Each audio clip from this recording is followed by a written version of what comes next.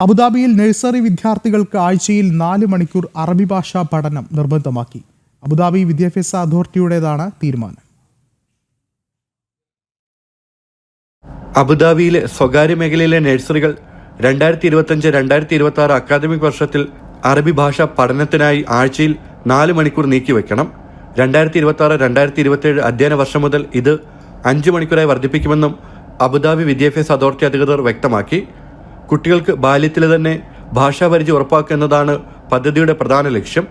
മാതാപിതാക്കളെയും കുടുംബങ്ങളെയും ആക്ടിവിറ്റികളിലും class മുറികളിലും ഉൾപ്പെടുത്തുന്നതിലൂടെ Arabic ഭാഷാ പഠനം വീടുകളിലും ജീവിതശൈലിയിലും കൊണ്ടുവരും. മാതൃഭാഷയായി അറബിക് സംസാരിക്കുന്ന കുട്ടികൾക്കും അല്ലാത്തവർക്കും വേറിട്ട പഠനമാർഗങ്ങൾ തയ്യാറാക്കിയിട്ടുണ്ട്. പാട്ട്, കഥ പറയൽ, കളി തുടങ്ങിയ രസകരമായ രീതികളിലൂടെയാണ് ഭാഷ പഠിപ്പിക്കുക.